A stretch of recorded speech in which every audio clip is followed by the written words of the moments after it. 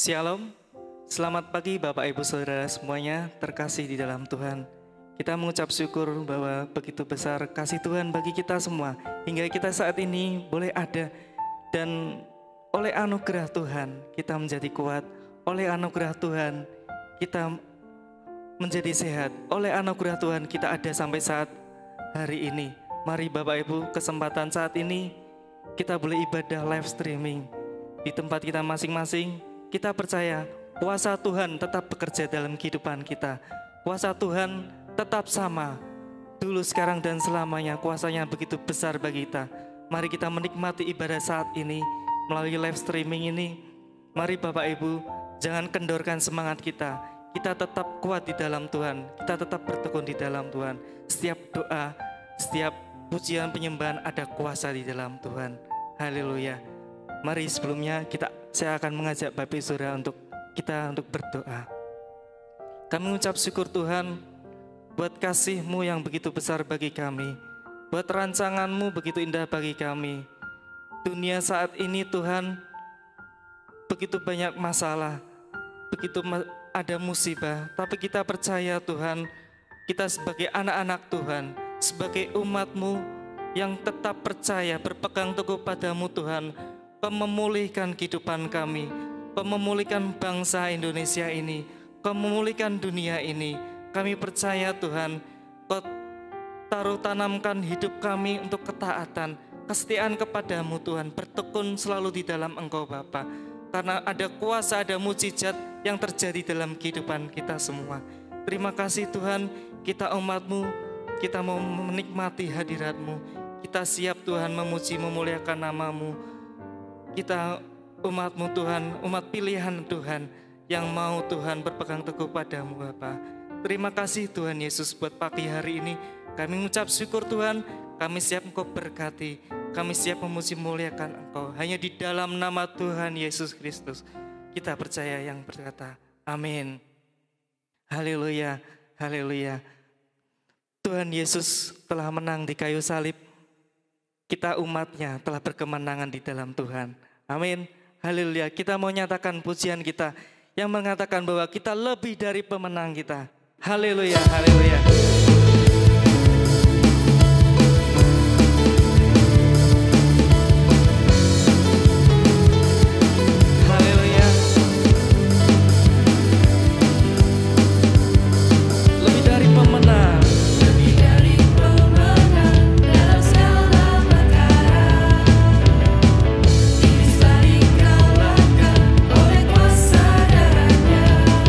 Jika Allah di pihak kita,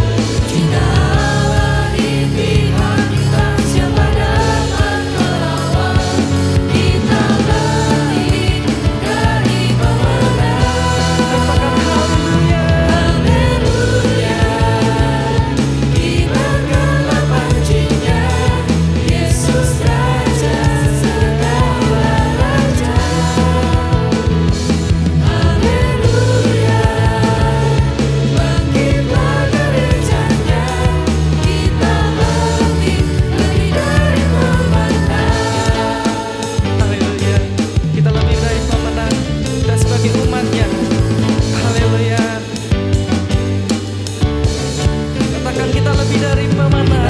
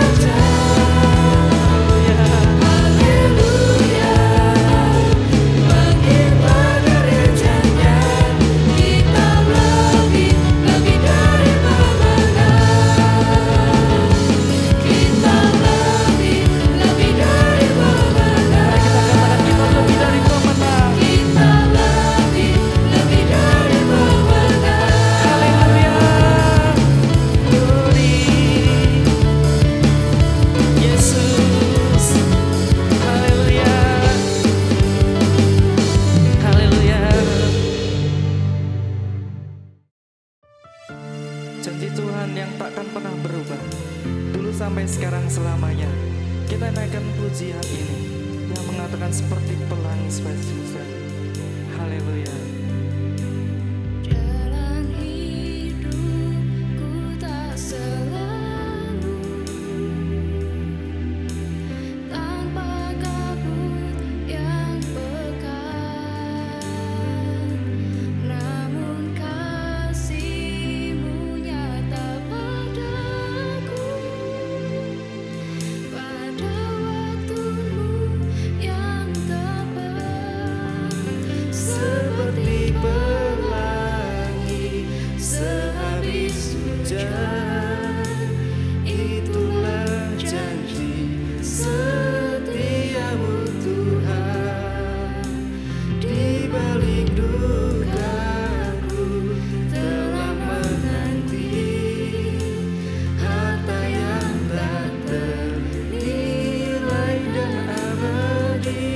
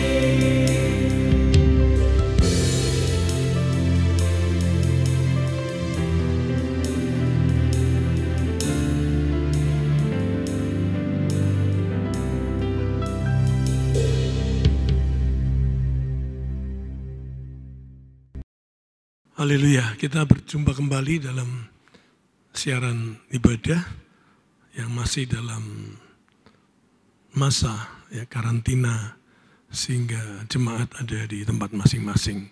Selamat berjumpa kembali walaupun melalui udara, siaran yang kita harapkan bersama dapat mendatangkan kebaikan meskipun kita beribadah di tempat masing-masing. Kami percaya Tuhan punya maksud, Tuhan punya rencana, dan hari ini kita memasuki minggu ketiga dalam bulan Mei. Mari saudaraku, kita datang dengan penuh kerinduan. Kita haus akan firman Tuhan, kita dahaga akan kebenaran sabdanya yang suci itu. Dan hari ini sebagaimana minggu ketiga kita memakai tema misi dan pelayanan atau misi atau pelayanan. Mari bersama kita akan melihat sejenak dalam Alkitab kita masing-masing. Dalam Injil Matius, mari kita lihat sejenak. Matius pasal yang ke-15, ayat yang ke-32 mulai. Injil Matius 15, mulai 32. Lalu Yesus memanggil murid-muridnya dan berkata, hatiku tergerak oleh belas kasihan kepada orang banyak itu. Sudah 3 hari mereka mengikuti aku dan mereka tidak mempunyai makanan. Aku tidak mau menyuruh mereka pulang dengan lapar. Nanti mereka pingsan di jalan. Kata murid-muridnya kepadanya, bagaimana di tempat sunyi ini kita mendapat roti untuk mengenyangkan orang banyak yang begitu besar jumlahnya? Maka kata Yesus kepada mereka, berapa roti ada padamu? 7, jawab mereka. Dan ada lagi beberapa ikan kecil. Lalu Yesus menyuruh orang banyak itu duduk di tanah. Sesudah itu ia mengambil ke-7 roti dan ikan-ikan itu. Lalu Tuhan Yesus mengucap syukur, memecah-mecahkannya dan memberikannya kepada murid-muridnya. Lalu murid-muridnya memberikannya pula kepada orang banyak. Dan mereka semuanya makan sampai kenyang. Kemudian orang mengumpulkan potongan-potongan sisa. Potongan-potongan roti yang sisa tadi 7 bakul penuh. Ayat 18, yang ikut makan ialah 4.000 laki-laki, tidak termasuk perempuan dan anak-anak. Lalu Yesus menyuruh orang banyak itu pulang. Ia naik perahu dan bertolak ke daerah Magadan. Saudara, berbahagia yang mau mendengar firman Tuhan, yang mau menyimpan dalam hatinya dan melakukan dalam kehidupannya. Ya itulah yang kita harapkan ya, kita mau mendengarkan, kita mau menyimpan dalam hati pikiran kita dan mau melakukan dalam kehidupan kita. Pengertian dari bagaimana kita mesti bersikap dalam kehidupan berjemaat, dalam bagaimana kita mau menjadi bagian dari kehidupan berjemaat, yaitu saling melayani. Dan pelayanan itu pasti diharapkan, dibutuhkan juga untuk warga yang lain, warga masyarakat luas, ya warga dunia ini, walaupun dalam lingkup dunia yang terbatas kita masing-masing. Tetapi itulah yang kita lihat contoh dari ayat-ayat yang kita baca dari Injil Matius pasal 15 ini. Ada keadaan di mana harus ada belas kasihan, harus ada rasa untuk memikirkan sesamanya. Bukan hanya rasa empati atau rasa simpati saja, tapi juga mau melakukan sesuatu yang konkret, yang nyata. Dan kita melihat tadi ya bahwa ada kebutuhan yang nampak nyata. Dan Tuhan Yesus memerintahkan murid-muridnya untuk memberi mereka makan. Dalam kisah yang kita baca ini, banyak sekali rupanya. 4.000 orang laki-laki saja, belum termasuk wanita dan anak-anak. Jadi kalau itu keluarga ya bisa double ya, paling sedikit 8.000 orang mungkin begitu. Ternyata mereka, murid-murid itu tidak siap lagi. Hari-hari ini ketika kita lihat dunia yang menderita, dunia yang susah, dunia sedang bersedih hati karena ada wabah, ada kebutuhan yang nyata seperti itu. Tidak bisa dibayangkan bagaimana dan keadaan bagaimana yang bisa mengatasi kondisi dan situasi yang seperti ini. Nah saudaraku, Tuhan penuh rahmat dan penuh belas kasihan. Saya percaya bahwa pelajaran ini menolong saudara dan saya untuk melihat cara yang jitu sebagai bagian dari pengabdian kita kepada masyarakat luas, pada bangsa dan negara, terutama kepada lingkungan kita sendiri. Ada ayat yang bagus sekali saudaraku, Mazmur 65:12. Berbunyi demikian, engkau memahkotai tahun dengan kebaikanmu. Kebaikan Tuhan maksudnya. Engkau memahkotai tahun dengan kebaikanmu. Jejakmu mengeluarkan lemah. Ya, jejak, bekas dari telapak kaki kita. Bekas dari perjalanan kasih, perjalanan kuasa Allah mengeluarkan lemak. Ya, bagian dari yang penting untuk kehidupan adalah adanya jaminan tentang lemak. Ya. Kehidupan tanpa lemak, tubuh kita tanpa lemak, rasanya tidak mungkin bertahan. Ya. Karena sendi-sendi kehidupan kita, sendi-sendi tulang-tulang kita itu kan harus dilumasi dengan minyak, dengan lemak. Jadi, kenapa? Ya, jejak itu penting sekali, sangat penting. Karena Allah sangat memperhatikan bagian dari telapak kaki kita. Tabut perjanjian, ya. Kita lihat sebentar di dalam Keluaran pasal yang ke-37, mulai ayat 1. Keluaran 37 mulai ayat 1. Bezalel membuat tabut itu dari kayu penaga. 2,5 hasta panjangnya, 1,5 hasta lebarnya, dan 1,5 hasta tingginya.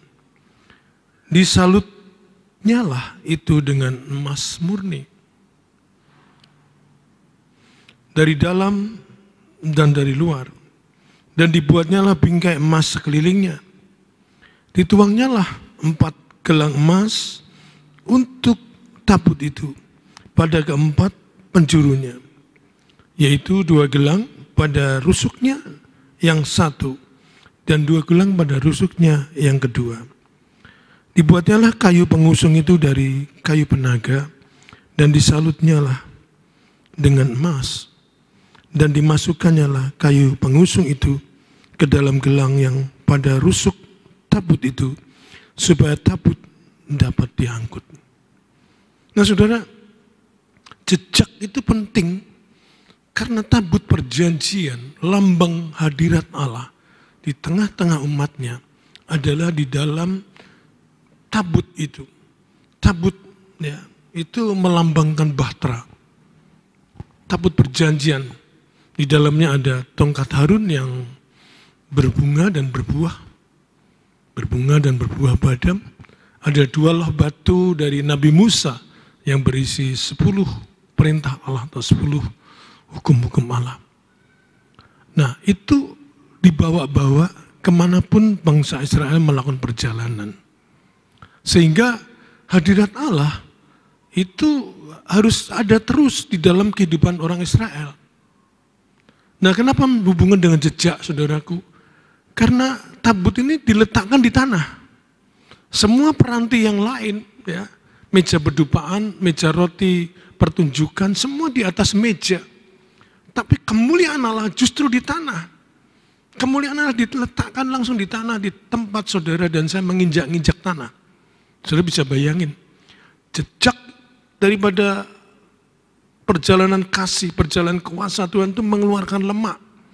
Luar biasa ya. Saudara tidak pernah bayangkan kemuliaan Tuhan justru merendahkan diri. Yesus datang merendahkan diri sebagai hamba, sebagai budak. Dan mati sebagai tebusan saudara dan saya. Apakah kita tahu bahwa hari-hari ini itu betul-betul berarti jejak itu. Tabut perjanjian diletakkan di tanah. Jadi ketika Tuhan Yesus memerintahkan murid-muridnya memberi makan, saudaraku, ya, orang banyak, ya, murid-muridnya tidak pernah belajar. Karena dalam Injil Matius 14 itu Tuhan Yesus sudah memberi makan 5.000 orang. Dengan 5 roti dan 2 ekor ikan. Itu dari anak-anak. Ada seorang anak yang membawa bekal makanan, diberikan kerelaan untuk berbagi. Kita orang dewasa malah sulit berbagi, aneh. Kita malah agak egois dan egosentris. Anak kecil ini bisa menyerahkan bekal makanan siangnya, 5 roti dan 2 ekor ikan, untuk memberi makan 5.000 orang. Tetapi murid-muridnya dalam peristiwa yang selanjutnya ini dalam Injil Matius pasal 15 justru tidak bisa belajar dari pengalaman sebelumnya bahwa Tuhan itu luar biasa. Dia bisa memberi makan. Nah kalau kita perhatikan benar saudaraku, ya, manusia pada dasarnya rakus, ya, serakah. Apakah dapat diharapkan mengatasi ketidakadilan? Manusia yang rakus tadi serakah, apa dapat diharapkan mengatasi ketidakadilan? Di dunia ini banyak ketidakadilan. Begitu banyak hal-hal yang mendatangkan ketidakadilan. Nah, seandainya kita punya lap kotor ya. Kita punya lap kotor, kita buat bersihkan kaca. Kaca tadi bersih apa jadi kotor? Sekali lagi, kita punya lap kotor, kita membersihkan kaca. Padahal lap kotor, kita bersihkan kaca. Jadi bersih apa jadi kotor? Jadi kotor. Manusia yang kotor ini susah untuk mencoba mengatasi ketidakadilan. Nah, kalau kita bayangkan anak-anak kecil tadi yang punya 5 roti dan 2 ekor ikan pada Matius 14. Peristiwa yang kita baca dalam Injil Matius pasal 15. Murid-murid tidak belajar. Ya, ketika disuruh memberi makan mereka sepertinya tidak percaya. Ya, bagaimana memberi makan yang begitu banyak orang. Padahal mereka sudah mengalami. Seringkali orang dewasa juga melupakan kebaikan Allah. Melupakan mujizatnya Tuhan. Melupakan cara-cara Allah mengatasi keadaan. Ini pelajaran yang baik buat kita bahwa begitu gampang kita melupakan kebaikan sesama. Melupakan berkat-berkat dari sesama juga. Sehingga kita tidak mau berbagi. Tapi indah sekali kalau kita belajar tadi. Ya, kenapa tabut perjanjian diletakkan di tanah? Itulah kehidupan saudara dan saya. Tempat yang paling mulia bagi Tuhan justru ada di dalam bagian yang paling hina kehidupan manusia. Tempat yang kita pikir kemuliaan Allah itu bukan di sekitar sekitar bagian dari kemegahan, kegagahan, dan kebaikan manusia. Enggak, di tanah. Tabut perjanjian diletakkan di tanah. Dan jejak perjalanan kasih, perjalanan daripada kehidupan kita mestinya mengeluarkan lemak dari Mazmur. Tabut perjanjian dibuat, disepuh semuanya, dilapisi emas. Ya, semuanya dibuat dari kayu penaga dan dilapisi emas. Ada bulatan ring di mana tongkat itu bisa dimasukkan. Tongkatnya dilapisi emas, ringnya itu lubang untuk mengusung juga dilapisi emas dan semuanya dari emas. Artinya mulia, harga dan kebesaran Allah dipertaruhkan di situ. Kalau kita diharapkan untuk bisa melayani tidak punya hati emas, hidup kita tidak bersalutkan emas daripada ilahi, bukan emas duniawi. Ya. Bagaimana kita bisa menjadi umat yang berkenan kepada Tuhan? Bagaimana kita menjadi umat yang berguna bagi sesama? Jejak saudara dan saya juga direkam. Di manakah kita pergi? Di tempat-tempat perjudian, tempat-tempat pelacuran, di tempat-tempat yang enggak genah, atau kita datang dalam ibadah-ibadah. Kita bersama-sama, ya, ada kesempatan untuk berbakti, menyembah, memuji, ya, dalam kekudusan Tuhan. Itu yang dilambangkan oleh emas tadi. Jejak itu harusnya mengeluarkan lemak. Ya, beda, ya. Kalau jejak kita jejak lumpur yang kotor, jejak kaki kita karena bagian dari hidup kita datang ke tempat-tempat yang enggak karuan begitu. Kita tidak bisa untuk menjadi bagian dari kehidupan yang sanggup menjadi bagian kemasyuran, kemuliaan Tuhan. Karena yang masyur, yang mulia itu, ya, itu ada di mana, ya? Adanya di jejak kehidupan kita, jejak telapak kaki kita. Sehingga Rasul Paulus, ya, dia sungguh-sungguh memperhatikan apa yang mesti dilakukannya dalam Kisah Para Rasul pasal 24. Mari kita lihat sebentar. Kisah Para Rasul pasal 24 ayat yang ke-16. Kisah Para Rasul 24 ayat yang ke-16. Di situ tertulis demikian. Kisah Para Rasul 24 ayat yang ke-16. Sebab itu aku senantiasa berusaha untuk hidup dengan hati nurani yang murni di hadapan Allah dan manusia. Sebab itu aku senantiasa berusaha untuk hidup dengan nurani yang murni. Kalau punya hati emas, nuraninya murni. Motivasinya murni. Ya, ambisinya tulus, kudus, suci, murni. Kalau kita mau menjadi pelayan Allah, kita punya misi dalam kehidupan ini. Ya, mengangkat derajat harkat bangsa ini, menolong sesama, mesti punya nurani yang murni, hati yang emas. Dan itu dilihat dari jejak kehidupan kita, kemana kita melangkah, kemana kita pergi. Sedang kemuliaan Allah saja ada di tanah tempat kita menginjak-injak tadi. Tuhan merendahkan diri begitu rupa supaya saudara dan saya bisa berarti. Tuhan merendahkan diri rela menjadi miskin supaya kita yang miskin jadi kaya. Ya, supaya saudara dan saya yang siap mati dibangkitkan, dihidupkan. Itulah kemuliaan Allah. Jadi kita belajar, saudaraku, hari-hari ini lihat situasi bangsa dan negara cukup prihatin kan? Benar atau tidak benar? Ya, situasi yang memprihatinkan ini membutuhkan, ya, orang-orang yang rendah hati. Matius 11, mari kita lihat bersama. Matius 11 ayat 25. Injil Matius 11 ayat yang ke-25 berkata begini. Pada waktu itu berkatalah Yesus, aku bersyukur kepadamu, Bapa Tuhan langit dan bumi. Karena semuanya itu engkau sembunyikan bagi orang bijak dan orang pandai. Tetapi engkau nyatakan kepada orang kecil. Ya. Engkau sembunyikan bagi orang bijak dan orang pandai. Ya. Bapa Tuhan langit dan bumi, karena semuanya Tuhan sembunyikan bagi orang bijak dan pandai, tapi Tuhan nyatakan, Tuhan wahyukan kepada orang kecil, artinya kepada orang rendah hati. Kalau kita mau belajar hari-hari ini, jangan keraskan hati, selalu saya ingatkan, kita seharusnya merendahkan diri di hadapan Tuhan. Kita ini tidak layak.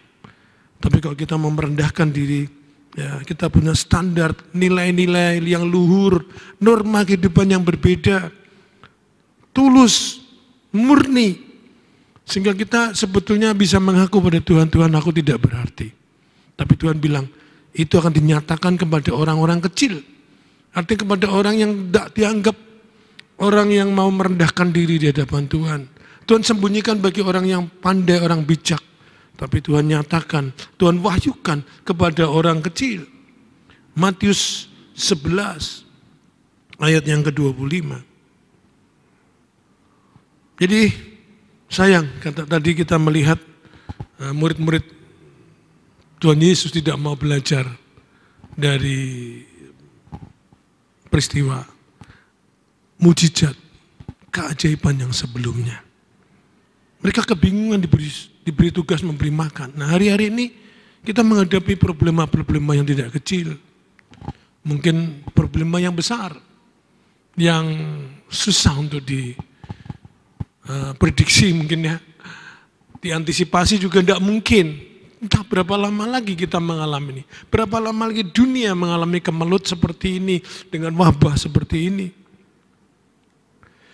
Ingat saudaraku, kita punya panggilan yang luar biasa. Karena apa? Gereja adalah replika dari surga. Saya ulangi, gereja adalah replika, miniatur dari surga. Kalau kita tidak menjalankan fungsi kita sebagai replikanya surga, gereja tidak menjalankan fungsinya sebagai miniaturnya surga, ya tidak ada apapun yang kita bisa dapatkan dari kehidupan semasa kita masih ada di dunia ini. Dalam Filipi pasal 3 ayat yang ke-20, itu ayat juga bagus sekali. Filipi pasal 3 ayat yang ke-20, ya, di situ tertulis demikian. Karena kewargaan kita adalah di dalam surga. Dan saya ulangi, karena kewargaan kita adalah di dalam surga. Dan dari situ juga kita menantikan Tuhan Yesus Kristus sebagai juru selamat. Karena kewargaan kita adalah di dalam surga, kita ini adalah warga surgawi. Jadi gereja, saudara dan saya, kita semua orang percaya adalah replika, miniatur dari surga. Perhatikan benar, kalau Tuhan sudah ya katakan mendelegasikan, bahkan memberikan wewenang, otoritas kepada kita untuk menjadi bagian dari kerajaan surga. Kita adalah replikanya. Saudara tahu replika ya? Kadang kita bertemu dengan orang jual replika pesawat terbang, terus Lion Air misalnya ya, ya miniaturnya. Kadang kita di mana-mana ditawari model pesawat terbang kecil itu, ya Garuda Indonesian Airways atau apa, atau tadi saya bilang Lion Air atau apa, itu replikanya. Kita gereja adalah replika surga. Saudara dan saudara, warga kerajaan Allah, warga surga. Jadi warga surga, jadilah replikanya, jadilah miniaturnya. Artinya kalau saudara dan saya seperti disalut emas dalam kemuliaan Allah. Karena kemuliaan Allah adalah di dalam jejak kehidupan kita. Tuhan merendahkan diri sampai begitu rupa. Marilah supaya gereja, termasuk gereja kita di sini, gereja Trinitas, jejak gereja ini, ya, jejak yang luar biasa, jejak yang menimbulkan ya sesuatu yang sangat dibutuhkan dalam kehidupan, yaitu lemak. Ya, orang Israel dilarang mempersembahkan makanan, dilarang mempersembahkan korban bakaran, ya, asal-asalan. Artinya begini loh. Kalau asal-asalan akan kena sanksi.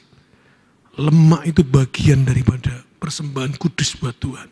Saudara kalau bakar sate ya, lemak itu kalau terbakar baunya aduh bikin orang lapar, enak banget gitu ya. Ya, bakar apa saja. Ya, kalau ada lemaknya itu rasanya sedap gitu ya, baunya merangsang. Ya, sehingga lemak itu menurut firman Allah, saudara baca dalam Alkitab, itu hanya untuk Allah, bukan untuk manusia. Kalau jejak kita tidak mengeluarkan lemak, jejak gereja tidak mengeluarkan lemak, apa yang kita bisa persembahkan? Tuhan mau saudaraku sebagai tubuh Kristus. Tubuh Kristus ya. Sekali lagi kita adalah bagian dari tubuh Kristus yang nantinya menjadi mempelai kudus. Mari kita lihat ayat terakhir dalam Kisah Para Rasul pasal 9. Kisah Para Rasul pasal yang ke-9. Ayat yang ke-5. Kisah Para Rasul pasal 9 ayat ke-5. Jawab Saulus, siapakah engkau Tuhan? Katanya itu kata Tuhan ya. Di situ huruf besar katanya. Saya ulangi. Jawab Saulus, siapakah engkau Tuhan? Katanya itu kata Tuhan, akulah Yesus yang kau aniaya itu. Saulus menganiaya orang-orang percaya. Saulus menganiaya orang-orang sudah percaya kepada Tuhan Yesus. Dan dia pikir dia menganiaya manusia. Dalam perjalanan menuju ke Damsyik atau Damaskus, ada cahaya yang terang sekali bersinar atas dirinya. Dan dia kaget, dia rebah dan mengalami kebutaan. Dia tanya, ya, siapakah engkau Tuhan? Jawabannya, akulah Yesus yang kau aniaya. Saudara tahu, ya, kita, saudara dan saya, bagian dari tubuh Kristus yang am. Tubuh Kristus yang am artinya mempelai kudus yang dipersiapkan nanti pada waktu Yesus datang kembali. Dan Tuhan Yesus akan segera datang kembali di awan-awan permai, menjemput gerejanya, menjemput saudara dan saya sebagai mempelai kudus. Saudara dan saya adalah tubuh Kristus. Ingat betul, pahami, kita adalah bait Allah tadi. Bait Allah yang kudus, yang ditebus, disucikan, menjadi bagian dari mahakarya Allah. Kalau hari ini kita belajar tentang pelayanan, tentang misi, apakah misi kita?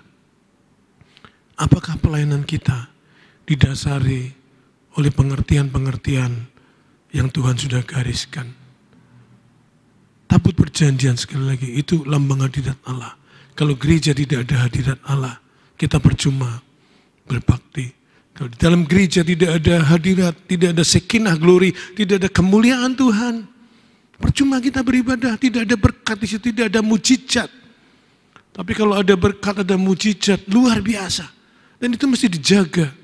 Karena yang menjadi unsur itu adalah jejak dari kehidupan kita. Kemana kita melangkah, bagaimana kita melangkah, dan cara bagaimana kita melangkah dalam pelayanan, dalam pengabdian, dalam dedikasi kepada Tuhan. Saya rindu, saudaraku, contoh seperti ini tadi. Ya, Tuhan Yesus memberi makan. Tuhan Yesus punya belas kasihan. Tuhan Yesus memerlukan, memperhatikan sesama. Tadi kita belajar kemarin, hari Minggu yang lalu. Manusia mencintai agama, tetapi membenci sesama. Salah besar, saudara. Tuhan bilang, kalau engkau mengasihi aku, engkau juga mengasihi sesama. Yang vertikal itu sama dengan yang horizontal. Kalau kita bilang umat beragama, tetapi tidak punya kasih, tidak punya belas kasihan, tidak punya kemurahan hati bagi sesama, sayang. Kalau kita diberi kesempatan, kita diberi berkat, ingat berbagi, ingatlah berbagi. Jangan itu punya aku, hanya aku yang dapat. Ya sayang, kita mesti bisa berbagi hari-hari ini. Ya, tidak satu pun yang kita berpikir ya begitu gampang kita selesai. Ada seorang yang merupakan barisan tawanan tentara Jerman. Ya, ini dialami oleh orang-orang Yahudi. Kemudian di-drop dalam beberapa gerbong, di-drop di satu tempat yang tidak ada apa-apanya.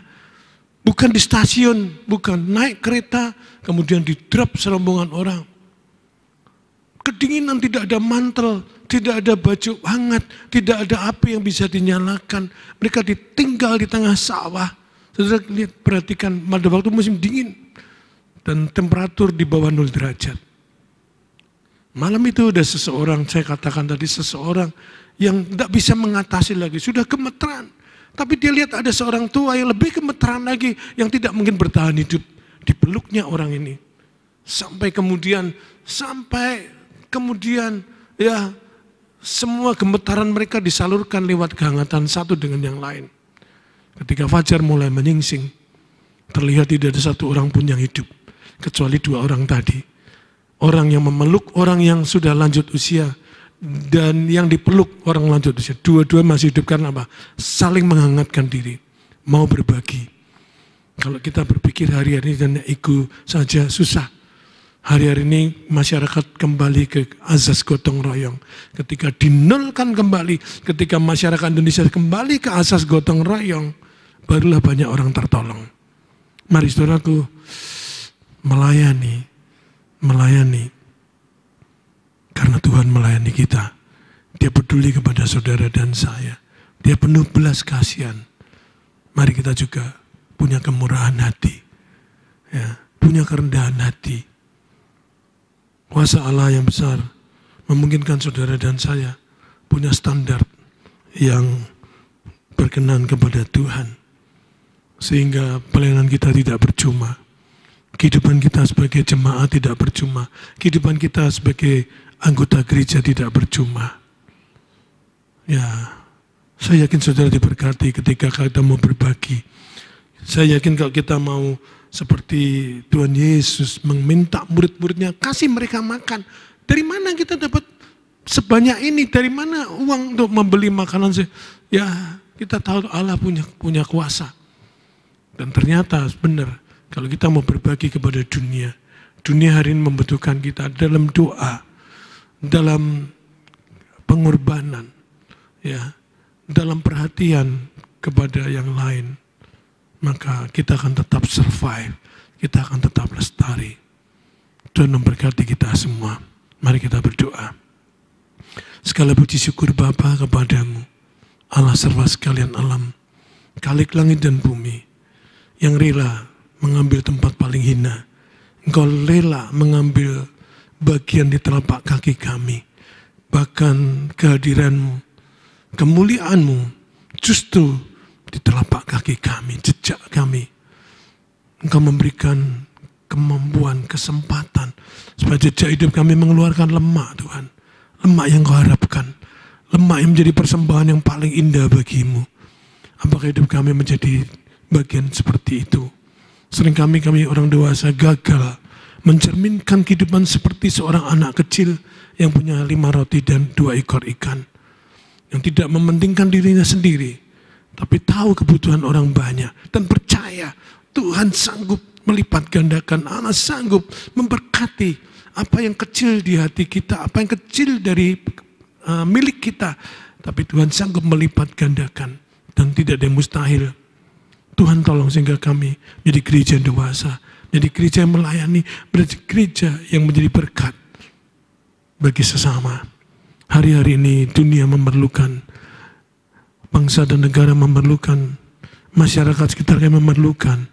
Buatlah kami menjadi perpanjangan tangan-Mu, sehingga kami bisa melihat dan memenuhi kebutuhan apa saja yang diperlukan dunia ini. Dunia di sekitar kami. Bukan hanya dunia luas, tapi terutama dunia sekitar kami, di sekitar keluarga kami, di sekitar komunitas kami, di sekitar gereja kami. Terima kasih Bapa. Kami serahkan hidup kami dalam tangan-Mu. Kami percaya firman-Mu ya dan amin. Dan biarlah kehendak-Mu jadi. Kami rela Tuhan Kau sepuh. Kau lapisi kami dengan emas ilahi-Mu. Buatlah kami menjadi Bapa bagian dari kebanggaan-Mu, bagian dari kemuliaan-Mu, sampai Kau datang menjemput kami sebagai mempelai kudus, sebagai mempelai wanita, karena Engkaulah Pangeran Surgawi yang membawa kami, yang membawa umat-Mu di awan-awan permai. Pada waktu Engkau datang kembali di awan-awan, menjemput umat-Mu, gereja yang gereja yang kudus, persekutuan orang-orang kudus. Terima kasih Bapa. Berkati siaran ini sehingga menjadi berkat buat sesama, buat siapapun yang mendengar, menyaksikan, dan mau belajar dari kebenaran firman-Mu. Di dalam nama di atas segala nama, nama Tuhan kami Yesus Kristus, nama yang terindah, nama yang termulia itulah kami sudah berdoa. Haleluya. Amin.